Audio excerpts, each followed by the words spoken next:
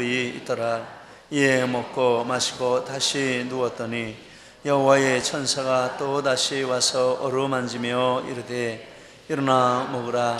내가 갈 길을 다 가지 못할까 하노라 하는지라.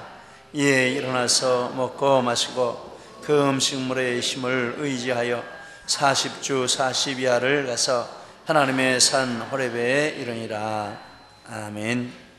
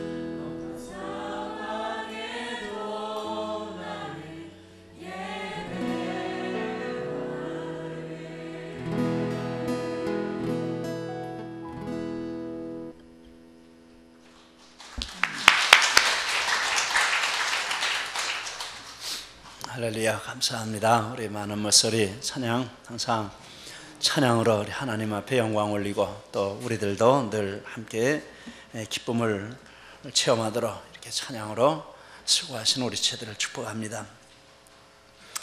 이제 휴가철이 되어서 또 마음 가운데 다른 본문이 좋겠다 이런 마음을 하나님이 주셔서 오늘 특별히 열왕기상 19장을 본문으로 잡았습니다. 본문 말씀은 엘리야가 낙심했다가 회복해서 다시 사명을 감당하는 내용이 되겠습니다. 그래서 사명을 회복한 엘리야라 이런 제목을 잡았습니다. 우리도 살다가 보면 낙심될 때도 많고 그 낙심 가운데서 헤어나지 못하면 삶이 완전히 망가지는 그런 경우도 있습니다. 낙심되고 좌절할 때가 많이 있지만 그것을 이기고 나오는 이 사람이 믿음의 사람이고 또 이것이 하나님의 능력이고 축복이라고 믿습니다. 본문 말씀 1절에 아합이 엘리야가 행한 모든 일과 선지자들을 죽인 것을 이세벨에게 말했습니다. 이 아합은 북왕국 이스라엘의 왕이었습니다. 그리고 엘리야는 북왕국에서 활동하는 선지자였습니다. 이세벨은 이방 북쪽에 있는 시돈 나라에서 이세벨이 아합 왕에게 시집 온 왕비였습니다. 그런데 이세벨은 성격이 굉장히 강하고 또 힘이 있었습니다. 그래서 아합은 얼굴로만 왕이고 실권은 이세벨이 쥐고 있는 그런 형편이었습니다. 그런데 이 이세벨은 열렬한 바알 숭배자였습니다. 바알 신앙을 이스라엘까지 가지고 와서 이스라엘의 여호와를 섬기는 선지자들을 다 죽이거나 쫓아내고 산당을 헐고, 그리고 바알 선지자의 산당을 세우고 바알 신학교를 세우고 바알 선지자들을 양성해서 온 나라가 바알을 숭배하는 그런 나라로 만들었습니다. 대단한 인물입니다. 이때 하나님께서 엘리야를 보내셔서 아합과 이세벨에게 대항하는 이런 일을 하게 하셨습니다. 하나님께서 엘리야에게 큰 능력을 주셨습니다. 그래서 엘리야가 기도하니까 3년 반 동안 비가 오지 않았습니다. 그리고 범은 사건 앞에 보면 갈멜 산에서 바알 선지자 450명과 대항을 해서 하늘에서 불이 내리는 신이 참신이라 이런 내용을 놓고 대항을 해서 그들을 물리치고 그 450명을 기손 강가로 데리고 와서 죽이는 그런 엄청난 일을 했습니다. 그가 또 기도할 때 큰 비가 내려서 가뭄이 끝이 났고 죽은 아이도 살리고 곡식을 끊어지지 않게 하는 이런 기적도 일으켰습니다. 엘리야를 능력의 선지자라 이렇게 성경은 말씀을 하고 있습니다. 신약 성경에 보면 예수님이 변화산에 올라가셨을 때 거기 모세와 더불어서 예수님을 찾아온 두 사람 중에 한 사람이 바로 엘리야였다 하는 사실도 기록이 있습니다. 이런 엘리야인데 이렇게 엘리야가 이런 일을 했다라는 것을 아합 왕이 아내에게 가서 이야기를 하니까 이세벨이 그 말을 듣고 아합에게 편지를 썼습니다. 내일 이 시간쯤 너는 죽어 있을 것이다. 내가 너를 죽이지 못한다면 내 신들이 나를 벌을 내릴 것이라. 이런 엄청난 편지를 보냈습니다. 그 편지를 받아본 엘리야가 도망을 갔습니다. 광야로 도망을 가서 거기서 죽기를 원하면서 하나님께 자기 생명을 거두어 주십시오. 이런 기도를 했습니다. 3절에서 4절 말씀입니다.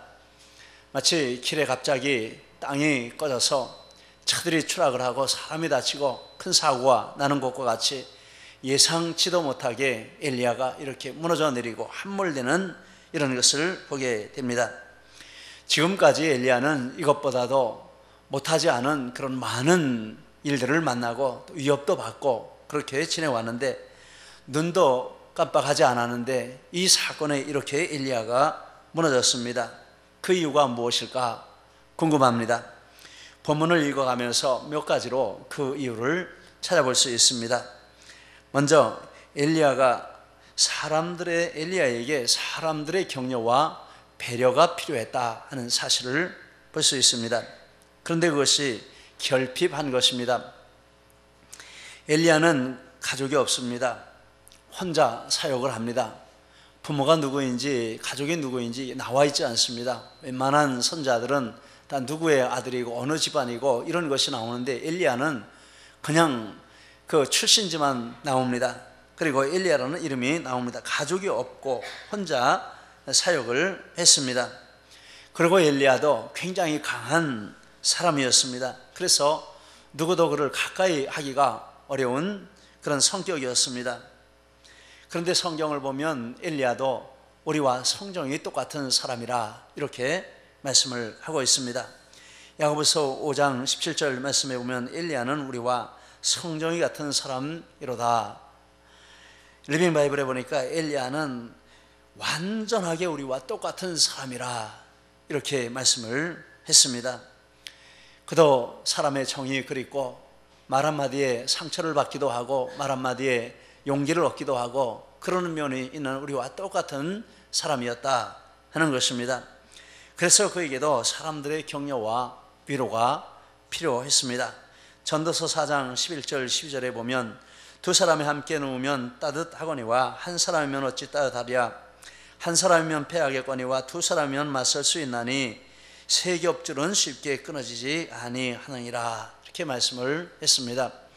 근데 엘리야에 관한 기록을 보면 엘리야가 무슨 사람들에게 이렇게 따뜻한 말을 들었다거나 또 사람들이 함께 가면서 그를 격려해주고 위로해주고 동행했다거나 이런 내용이 하나도 나와 있지 않습니다. 외톨이 철저하게 혼자 일하고 혼자 사역하고 혼자 생각하고 혼자 판단하고 혼자 결정하는 그런 사역을 지금까지 해왔다, 그렇게 볼 수 있습니다. 그래서 넘어지는 것입니다. 그래서 하나님께서 그에게 천사를 보내셔서 진심 어린 배려와 스킨십과 염려의 말을 해주었습니다. 5절 7절 말씀입니다. 로뎀나무 아래 누워 자더니 천사가 그를 어루만지며 그에게 이르되 일어나 먹으라 하는지라. 여호와의 천사가 또 다시 와서 어루만지며 이르되 일어나 먹으라.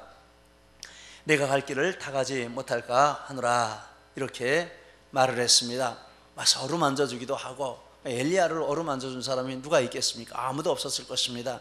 이 스킨십이 굉장히 중요하다고 하지 않습니까? 가족 간에 서로 만져주고 이게 쓰다듬어주고 안아주고, 여러분 좀 많이 하시기를 바랍니다. 저도 잘 못하지만 그게 정말 중요하다라고 합니다. 그러면서 서로 교감이 있고 마음이 오고 가고 새 힘을 얻고 건강에도 좋고 그렇다고 하지 않습니까?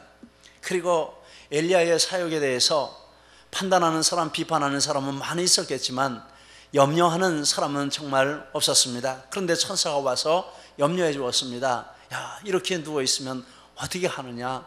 내가 할 일이 많은데, 앞으로도 해야 할 일이 많이 있는데 이렇게 누워있으면 어떻게 사명 감당하냐?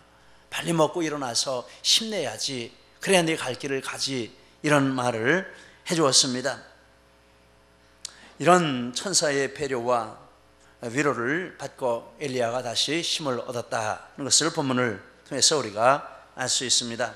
우리는 가족 간에, 교우 간에, 또 형제, 친척 간에, 직장 동료와 이웃 간에 이렇게 서로 진심으로 붙들어주고 위로하고, 험한 세상이지만 함께 붙들며 갈 때 어려운 일은 더 작아지고 기쁜 일은 더 커지고 정말 하나님의 이러한 축복을 누리는 삶을 살게 될 줄 믿습니다.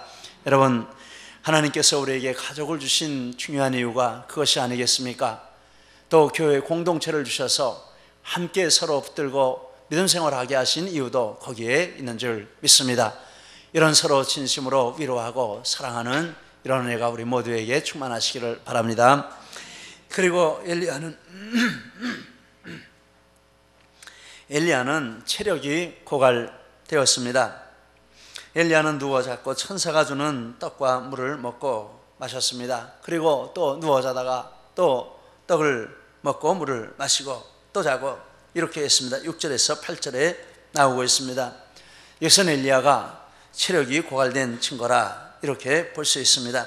엘리야는 엄청난 사역과 또 왕의 추격을 피해서 도망하느라고 긴장하고 쉬지도 못하고 먹지도 못하면서 지금까지 지내왔습니다. 체력이 고갈된 것은 틀림없는 사실입니다.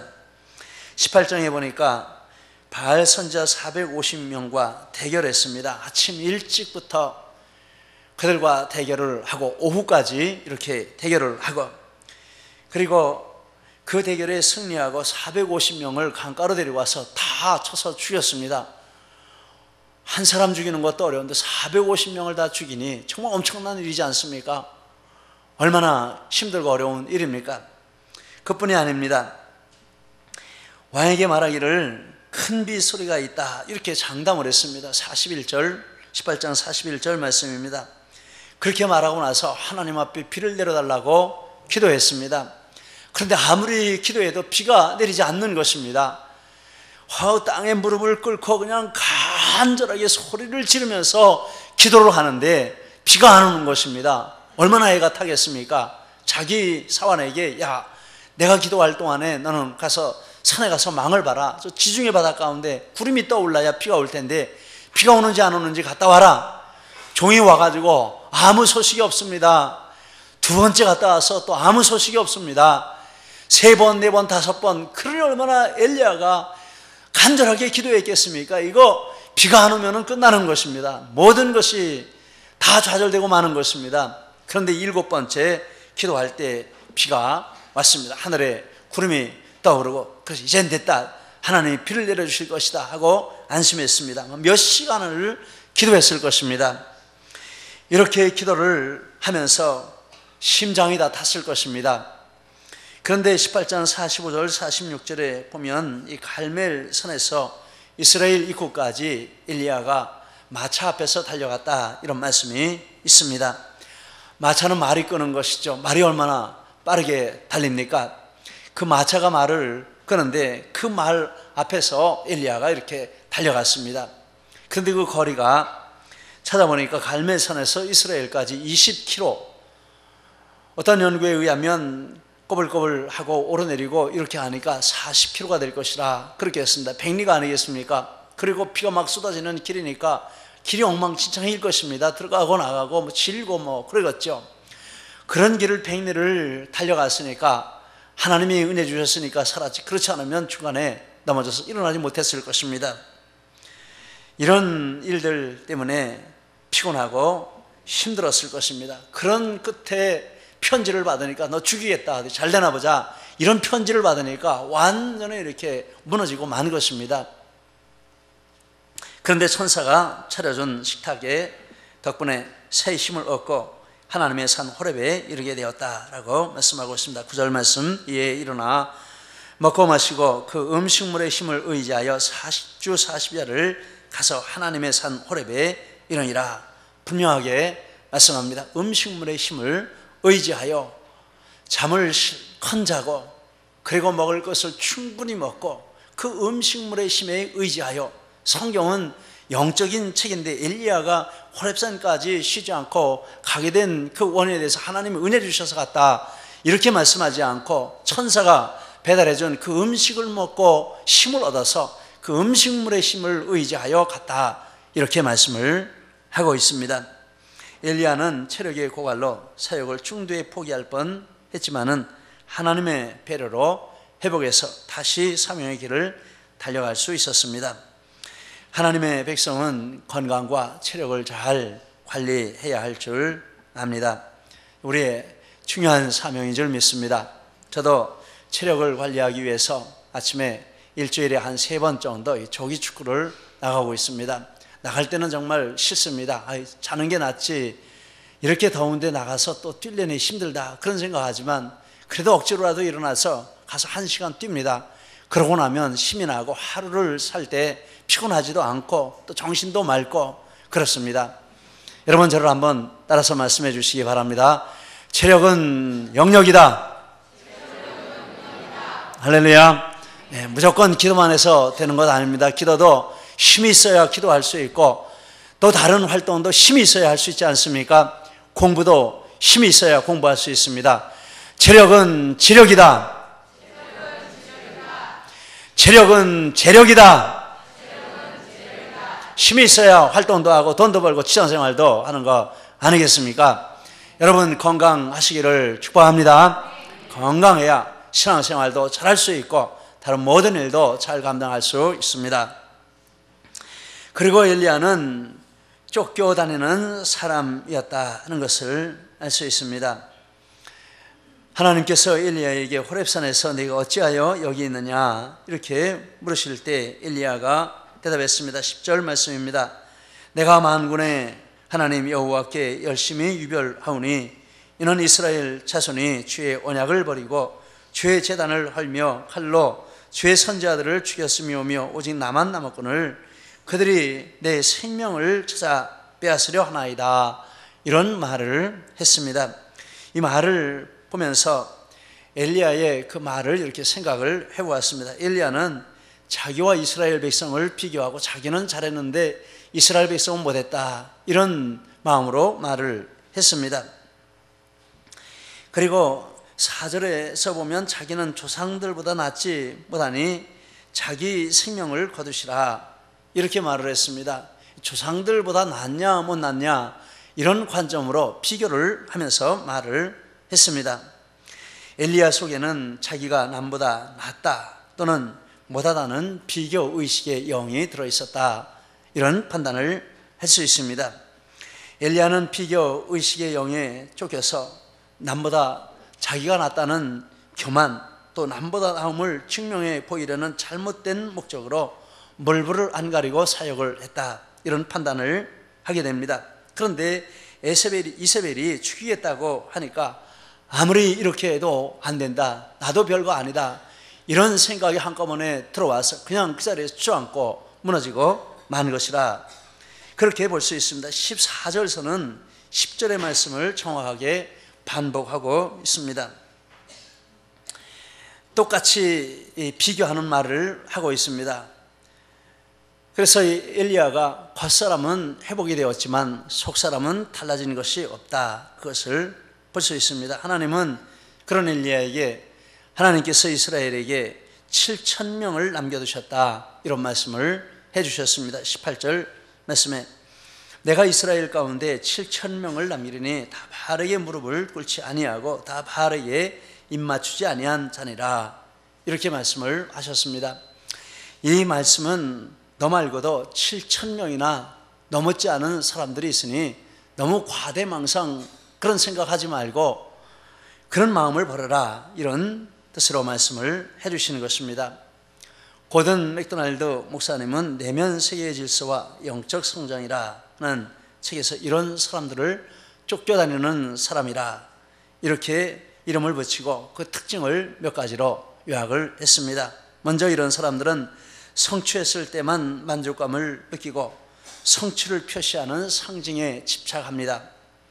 지위, 인기, 관심, 여기에 관심이 많고 지위, 인기 이런 것에 관심이 많고 권력 지향적입니다.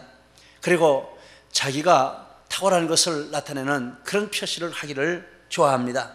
사무실 같은 것이 화려하고 크다라는 것입니다. 그리고 사람을 확장욕에 사로잡혀 있습니다. 만족할 줄을 모르고 계속해서 더 크게, 더 많게, 더 넓게, 이렇게 그것이 그의 목표입니다. 그저께 원룸에서 홀로 떠난 커피 왕이라 이런 제목의 기사를 보았습니다. 아마 여러분도 읽으신 줄을 압니다. 카페베네를 창업한 이 사람이 그 사업이 성공하자 또 다른 브랜드를 계속 만들었는데 결국은 부도가 나고 도산을 하고 그렇게 해서 49세의 생을 마감했다, 이런 내용이 실려 있었습니다. 확장욕에 사로잡히고 만족할 줄 모르는 것이죠. 확장하는 욕심에 이렇게 쫓겨가는 그런 사람입니다. 세 번째, 사람을 중요하게 생각하지 않는다라고 했습니다. 그의 시선은 목적과 목표에 맞춰져 있고 그가 목표를 한 일은 해내고야 만다라는 것입니다. 사람들은 그에 대해서 그는 맡은 일은 틀림없이 끝장내는 사람에게는 하다, 이런 평가를 한다는 것입니다. 그런데 그런 목표를 따라서 가기 때문에 그 목표 달성에 쓸모없는 사람은 장애물이나 경쟁 상대로 여기고 버린다나, 그래서 그가 지나간 자리에는 희생자들이 질비하게 누워있다, 이런 말을 했습니다. 그리고 경쟁심이 강하고 분노를 품고 있습니다. 승리는 자기가 옳고 귀하고 중요한 인물임을 증명하고 또 그렇게 인정받고 싶은 절실한 욕구를 충족시켜주는 것이기 때문에 이기는 것이 지상의 목표입니다. 사람들이 자기 생각에 다른 의견을 내거나 비판을 하면 그렇기 때문에 분노하고 폭발한다라는 것입니다. 이것이 쫓겨다니는 사람의 이 네 가지 중요한 특징입니다. 여러분, 우리에게는 이런 증상은 없는지 우리가 한번 우리 자신을 살펴보아야 하겠습니다. 엘리야에게도 이런 모습을 찾아보면 이런 모습이 있었다는 것을 알 수 있습니다. 그런데 엘리야는 회복을 해서 사명을 완수하고 또 다른 사람이 경험하지 못한 방법으로 하나님 나라에 올라갔다라고 성경이 말씀을 하고 있습니다. 열왕기하 2장 11절 말씀, 두 사람이 길을 가며 말하더니 불수레와 불말들이 두 사람을 갈라놓고 엘리야가 해오리 바람을 타고 하늘로 올라가더라. 이렇게 낙심하고 좌절해서 무너져 있는 엘리야가 어떻게 회복을 해서 사명을 다 감당하고 구약 성경에 그리고 신약 성경에 다 포함해서 인류 역사를 다 포함해서도 딱 두 사람밖에 없는 영광스러운 승천을 하는 그런 축복을 받을 수 있었을까? 이것이 참 궁금합니다. 먼저 엘리야는 하나님의 말씀으로 회복을 했습니다. 11절 12절 말씀에 여호와께서 이르시되 너는 나가서 여호와 앞에서 산에 서라 하시더니 여호와께서 지나가시는데 여호와 앞에 크고 강한 바람이 산을 가르고 바위를 부수나 바람 가운데 여호와께서 계시지 아니하며 바람 후에 지진이 있으나 지진 가운데에도 여호와께서 계시지 아니하며 또 지진 후에 불이 있으나 불 가운데에도 여호와께서 계시지 아니하더니 불 후에 세미한 소리가 있는지라 라고 했습니다. 바람이나 지진이나 불은 무엇일까? 이것은 엘리야가 지금까지 해온 사역을 상징한다 라고 보겠습니다. 그런데 그 속에 하나님이 계시지 않았습니다. 엘리야가 하나님을 잊어버리고 하나님의 일을 한다고 그렇게 열성적으로 사역을 하고 엄청난 업적도 남기고 기적도 일어나는데, 그런데 그 마음 중심에는 하나님이 없었다라는 것입니다. 하나님 없는 사역을 했습니다. 우리가 사역을 하다가 자칫 잘못하면 이런 자리에 들기가 쉽습니다. 하나님은 그 모든 것 후에 세미한 음성으로 그를 만나주셨습니다.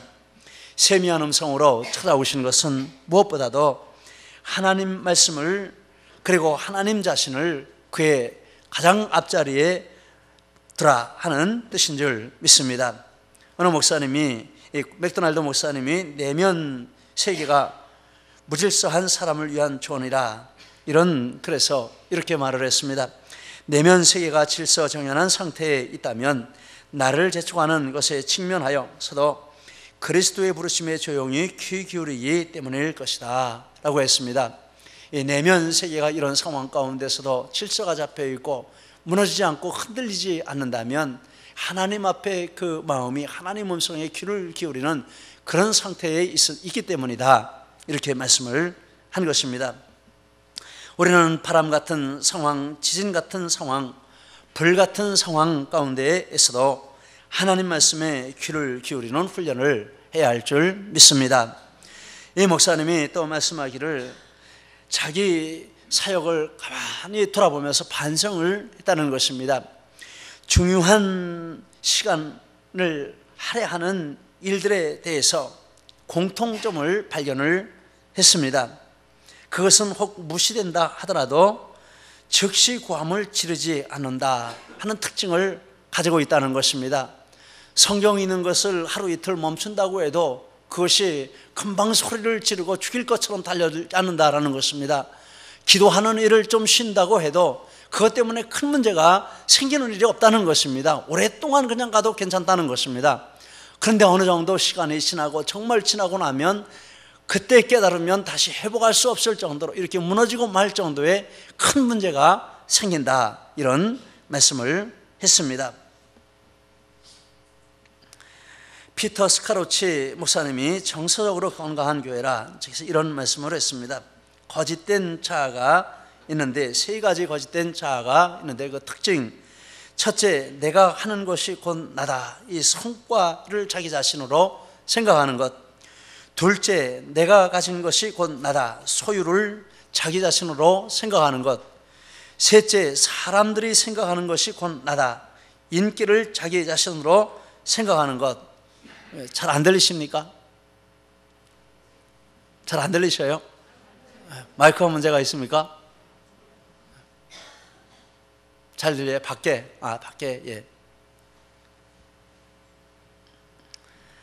이런 거짓된 자아에 이렇게 사람들이 쫓겨다닌다는 것입니다.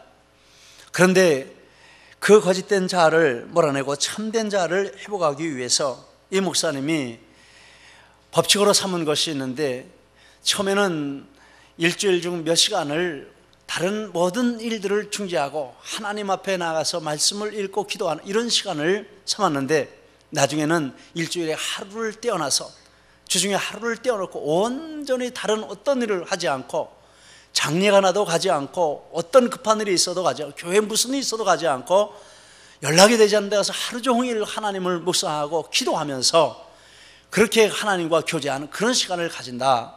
우리는 참 의아합니다. 그게 가능할까? 그분이 그렇게 한다는 것입니다. 그런데 놀라운 일은 그렇게 하면서 정말 하나님의 은혜가 임하고 하나님의 말씀이 임하고 하나님의 능력이 임해서 오히려 100% 교회를 위해서 헌신하고 교회를 떠나지 않고 사역을 할 때보다도 교회에 훨씬 큰 은혜가 임하고 교회가 수십 배로 더 부흥하는 이런 열매를 맺었다. 이런 글을 자선적으로 이렇게 쓴 것을 보았습니다.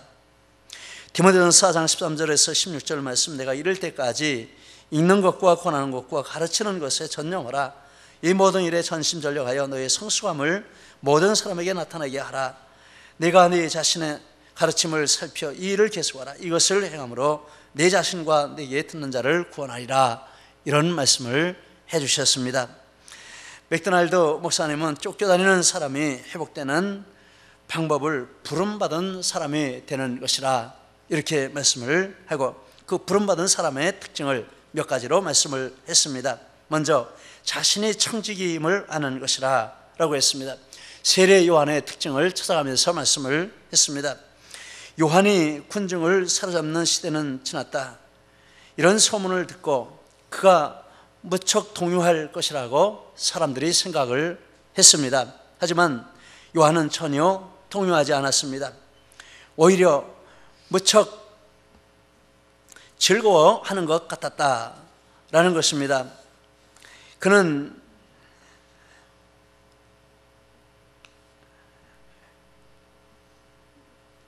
애초부터 군중이 자기 것이라 하는 그런 생각을 하지 않았습니다.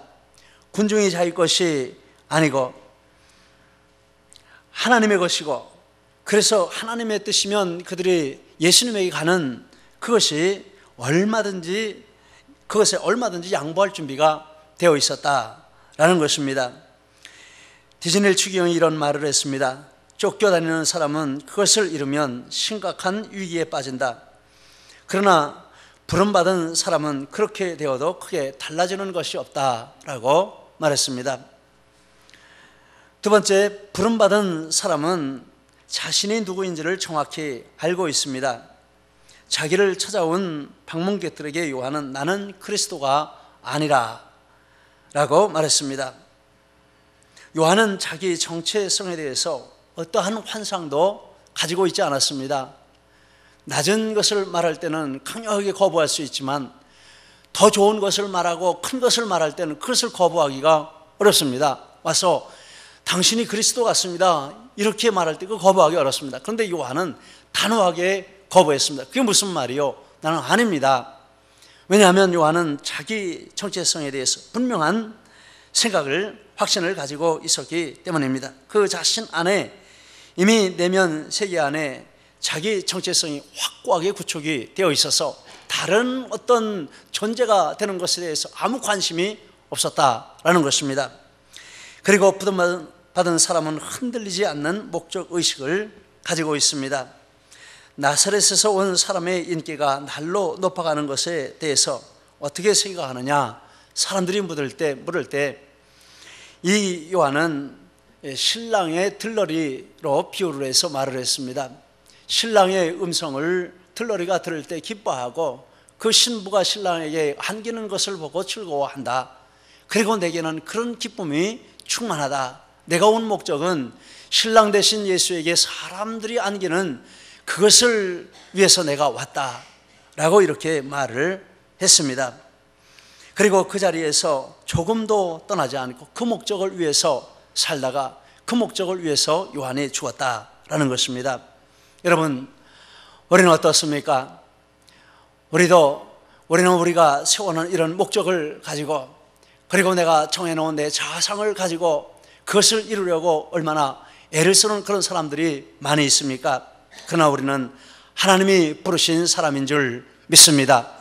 하나님이 나를 부르신 그 부르심이 무엇인지를 분명하게 알고, 하나님이 나를 세우신 그 자리가 무엇인지를 분명하게 알고, 그 정체성을 가지고 또 하나님의 말씀을 붙들고 나아갈 때 하나님께서 우리를 향해서 목적하신 모든 일을 이루고, 날마다 감사하며 기뻐하며 또 결과에 상관없이 만족하며 하나님 앞에서 변함없이 나아가는 이런 축복을 누리게 될 줄 믿습니다. 이런 은혜가 우리 모두에게 충만하시기를 예수님 이름으로 축복을 드립니다. 기도하시겠습니다. 우리 말씀 붙들고 함께 기도하시겠습니다. 특별히 내게 주신 말씀이 있으시면 그 말씀 붙들고 기도하시기를 바랍니다. 할렐루야. 하나님 아버지 감사합니다. 오늘 우리에게 엘리야의 모습을 보게 하시고 엘리야 속에서 우리의 모습을 보게 하시니 감사합니다. 엘리야는 이런 위대한 사람이었지만은 그 속에 인간적인 것이 있었습니다. 하나님 말씀을 따라서 하나님 앞에 은혜 받고 그 모든 것을 말씀에 따라 재정립하고 하나님이 부르신 부름의 사명을 따라 나아갈 때 그는 새로운 사람이 되었고 사명을 감당하고 하나님 나라에 승천하였습니다. 하나님 아버지, 저희들에게도 이 은혜를 허락하여 주시고 인간적인 어떤 생각이나 욕망을 따라 살지 아니하고 하나님이 세우신 자리에 하나님이 부르시는 일을 하며 하나님이 주신 우리의 모습으로 우리는 행할 수 있도록 은혜 베푸시고 축복하시고 역사하여 주시옵소서. 감사드리며 예수님 이름으로 기도드립니다. 아멘.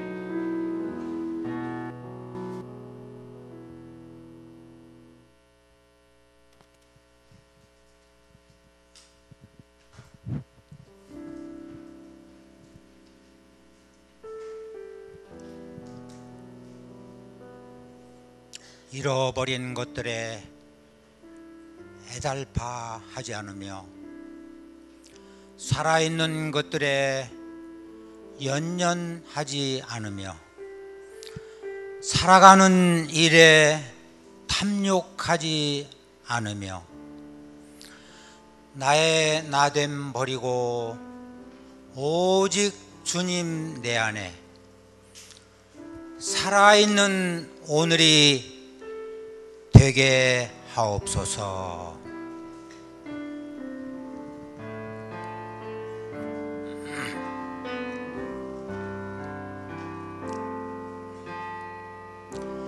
잃어버린 것들에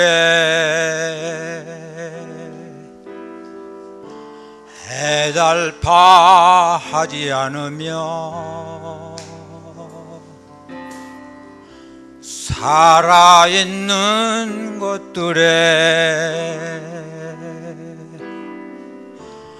연연하지 않으며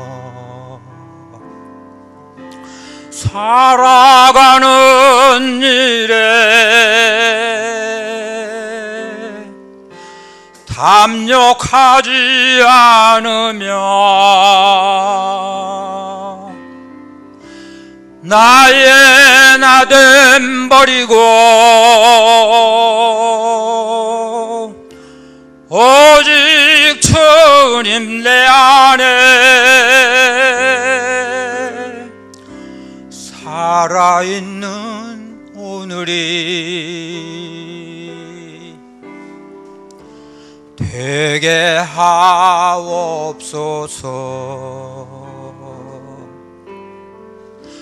가난해도 피굴하지 않으며 부여해도 오만하지 않으며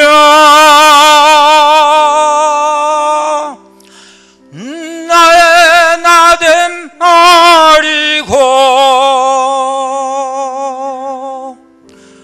오직 주님 내 안에 살아있는 오늘이 되게 하옵소서.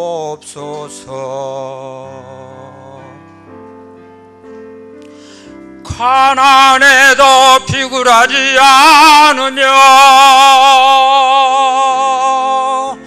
부여해도 오만하지 않으며 모두 나를 떠나도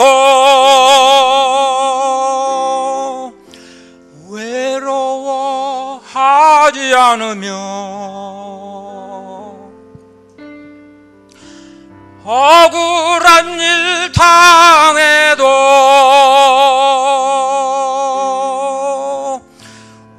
원통하지 않으며 소중한 것 상실해도 절망하지 않으며 오늘 살아있음에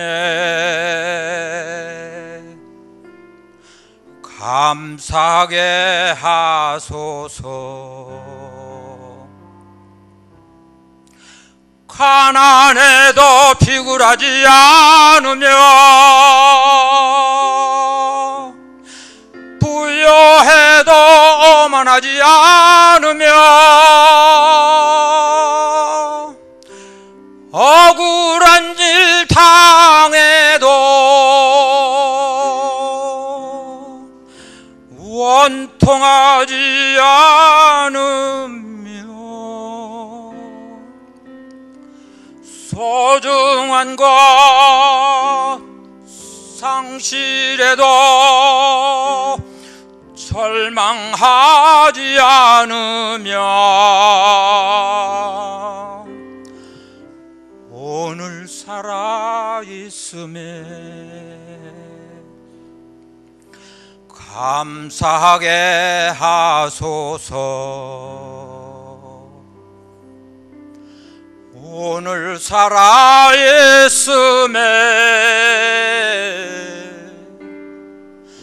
감사하게 하소서.